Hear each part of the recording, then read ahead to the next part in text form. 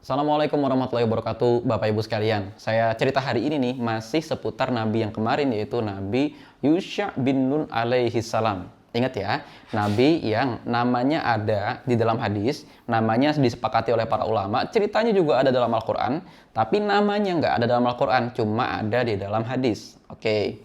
Siapa di sini yang anaknya suka unprepare pagi-pagi baru gerabak-gerubuk gitu ya, nyiapin seragam, nyiapin sarapan apa dan lain-lain sebagainya. Atau mungkin kita sendiri kali ya. Kadang-kadang kita mau masak apa besok, ya udah kita nggak nyiapin apa-apa, tahu-tahu pagi-pagi bumbu habis, ini habis, apa habis dan lain-lain sebagainya. Termasuk ya hampir semua orang mungkin punya masalah seperti itu, termasuk saya. Oke. Cerita ini akan dimulai ketika Nabi Musa alaihi salam sudah wafat dan Allah Subhanahu wa taala mengangkat Nabi Yusha bin Nun alaihi salam sebagai nabi penggantinya Nabi Musa alaihi salam. Sebagai pemimpin Bani Israel langsung diberikan tugas pertama. Apa tugas pertamanya? Bebaskan Baitul Maqdis, makhluk. Saat itu, Nabi Yusha alaihissalam lalu mengumpulkan Bani Israel dan diberikan petunjuk oleh Allah Subhanahu wa taala untuk membebaskan Baitul Maqdis, yang mana saat itu sedang dikuasai oleh kaum yang cukup kuat, namanya kaum Amalikoh atau kaum Amalik, yang kalau dalam orang-orang Kristen mengenal ini sebagai kaum Amalek.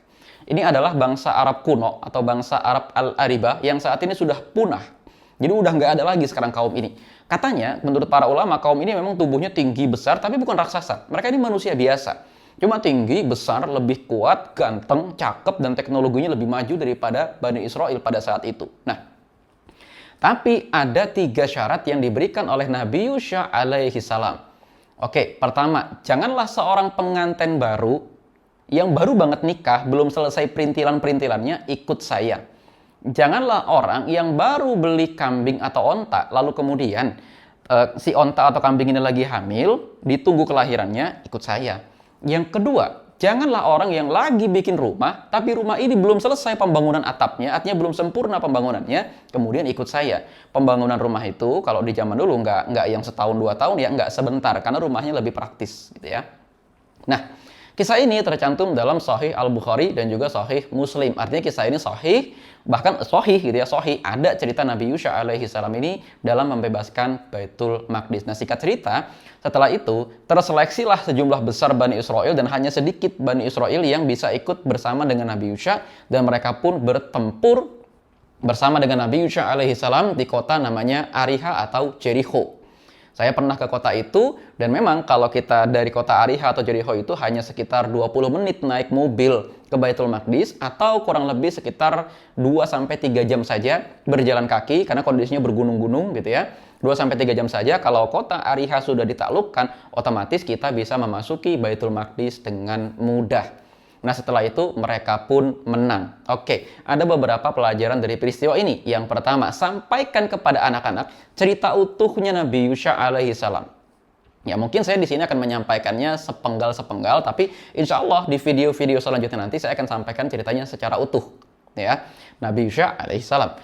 Nah, ibrah yang pertama gini. Kalau kita mau mempersiapkan pembebasan Baitul Maqdis, ya tentu saja kita harus siap segala-galanya. Satu, janganlah kemudian kita belum tuntas, dalam artian mungkin kita belum baca buku, kita belum ngerti ada apa di Palestina hari ini, kita nggak tahu peta Palestina itu gimana gitu loh.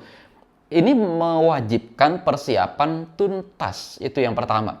Jadi sampaikan kepada anak-anak, nah kalau kamu mau membebaskan Baitul Maqdis nih, Nabi Yusha alaihi salam itu memberikan syarat loh, orang-orang yang belum selesai bangun rumah, belum selesai dari menunggu kelahiran kambingnya dan lain sebagainya, jangan ikut. Maksudnya gimana tuh? Maksudnya adalah kamu kalau lagi ngerjakan sesuatu, selesaikan dulu sehingga ketika Allah Subhanahu wa taala memberikan panggilan jihad, kamu siap memenuhi, gak lagi nunggu apa yang ada di rumah, gak lagi nunggu dunia gitu loh.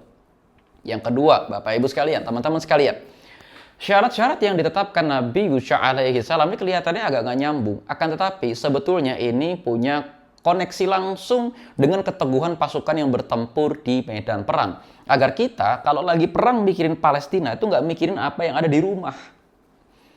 Boleh nggak mikirin sesuatu yang ada di rumah? Misalnya kita lagi kerja, terus kita kepikiran, aduh di rumah pintu berkunci belum ya dan lain-lain sebagainya. Bisa aja, akan tetapi jangan sampai itu bikin was-was. Maka ketika kita mau membebaskan Baitul Maqdis, kalau bisa, memang jangan dalam keadaan was-was. Aduh, misalnya gini nih, kita disuruh mengurangi produk terafiliasi. Ya, kita disuruh mengurangi pembelian produk terafiliasi. Tapi kita was-was. Aduh, kalau air minumnya nggak merek itu nggak enak. Kalau susunya nggak merek itu nggak enak. Itu namanya was-was. Sama seperti pesan Nabi Yusya alaihi salam, tuntas dulu dong sama diri sendiri. Kita tuh nggak lagi disuruh berangkat langsung ke Palestina. Kita hanya disuruh untuk mengurangi agar uang yang masuk kepada negara penjajah, yaitu Amerika dan entitas I itu nggak terlalu banyak. Itu aja kita masih agak susah. Nah, apalagi kalau kita disuruh langsung berangkat berjihad, barangkali banyak banget pikiran. Dan ini nanti juga berikan pemahaman kepada anak-anak. Kalau kamu nanti melakukan suatu kebaikan, misalnya nih kan sekarang di bulan Ramadan, kamu mau puasa, kamu nggak akan bisa puasa kalau kamu unprepare.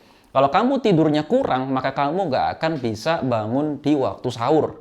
Kalau kamu makannya terlalu sedikit atau sebaliknya, terlalu banyak, kamu nggak akan bisa tarawih dengan lancar. Di tengah-tengah tarawih kamu kebelet, di tengah-tengah tarawih mungkin kamu malah ngantuk dan lain-lain sebagainya. Karena apa? Unprepared. Kisah Nabi Yusya alaihi salam mempersiapkan Bani Israel untuk membebaskan Baitul Maqdis mengajarkan kita bahwa persiapan itu ternyata dari hal yang paling kecil sampai hal-hal yang paling besar. Dari mulai mempersiapkan generasi, yang mana generasi itu ditahan selama 40 tahun gak boleh masuk, sampai hal-hal mikro seperti orang yang lagi bangun rumah tapi belum selesai, jangan ikut ya. Karena itu semua nanti bisa menyebabkan pasukan ini menderita was-was.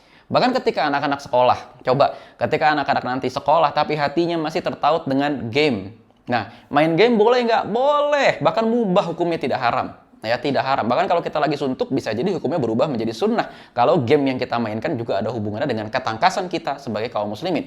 Memanah misalnya, berkuda, berenang, dan lain-lain sebagainya. Tapi, kalau kita terlalu kepikiran itu semua, maka ujung-ujungnya kita bisa kena penyakit was-was. Dan Nabi Yusya alaihi salam nggak mau kita kena penyakit was-was. Di sekolah kita lagi belajar, malah kepikiran video game, malah kepikiran kartun, malah kepikiran kucing di rumah, malah kepikiran yang lain-lain yang sebetulnya kalau udah berangkat sekolah, udah cut off fokus pikiran kita buat sekolah. Itu yang disampaikan kepada anak-anak. Dan ini juga di internal ya, untuk komunikasi suami dan istri. Kalau kita mau didik anak kita menjadi pro Baitul Maqdis, maka kita sendiri harus clear nih Bapak Ibu.